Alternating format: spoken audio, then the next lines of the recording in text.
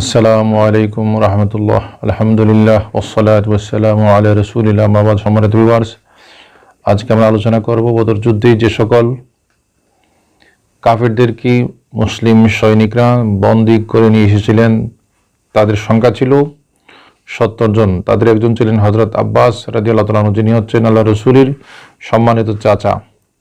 বদর যুদ্ধের সময় পর্যন্ত তিনি কাফির ছিলেন, ইসলাম গ্রহণ করেননি। তিনি কুরাইশদের সাথে বদর প্রান্তরে যুদ্ধের জন্য এসেছিলেন। এক পর্যায়ে তিনি যুদ্ধে মুসলমান সৈনিকদের হাতে বন্দী হয়ে তিনি মদিনায় আসলেন। তো যখন মুসলিম সৈনিকদের হাতে বন্দী কাফেরদের ব্যাপারে ফয়সালা হলো যে তাদের মধ্যে যারা শিক্ষিত রয়েছে তারা মুসলিম শিশুদেরকে পাঠদান করাবে, পড়াবে, টিউশনি করাবে, আর এতে করে তাদের খালাসি হবে, মুক্তি হবে। আর যাদের যে সমস্ত বন্দীদের অর্থ সম্পদ আছে তারা ফিদিয়া দিয়ে তারা খালাসি পাবে। তো সে মোতাবিক হযরত আব্বাস রাদিয়াল্লাহু তাআলা আনহুর ব্যাপারে সিদ্ধান্ত হলো তিনি ফিদিয়া বা কিছু ফি দিয়ে তিনি বন্দিত্বকে মুক্তি লাভ করবেন। তো এই সংবাদ যখন হযরত রাসূল করিম সাল্লাল্লাহু আলাইহি ওয়াসাল্লামের পক্ষ থেকে রাসূলের চাচা আব্বাসের কাছে পৌঁছলো, তিনি তখন বললেন যে আমি কি করে এত বড় অঙ্কের ফি দিয়ে মুক্তি পাবো, আমার তো সেই সম্পদ নেই, তোমরা যাইয়া মুহাম্মদকে এ কথাটা পৌঁছাবা।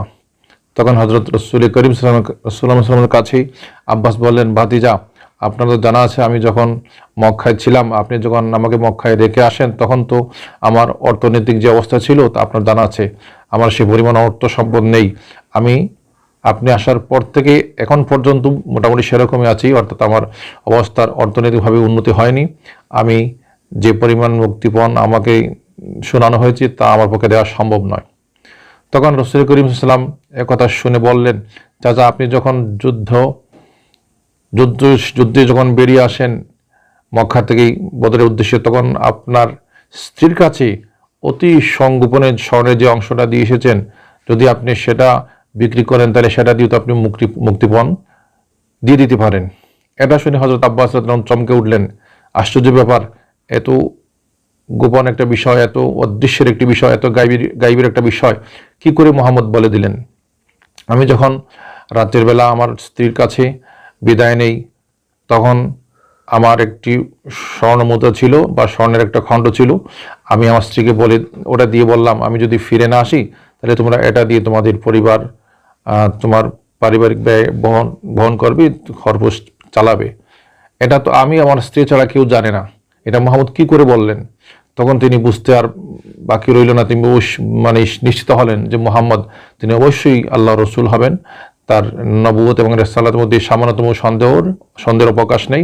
তিনি তখন সাথে সাথে কালেমা পড়ে মুসলমান হয়ে গেলেন। সবার ভিউয়ার্স, এ থেকে আমরা বুঝতে পারলাম যে মহানবী সাল্লাল্লাহু আলাইহি ওয়াসাল্লামকে আল্লাহ তাআলা এমন অদৃশ্য বিষয়ের জ্ঞান দান করেছেন, গায়বের ইলম দান করেছেন, যে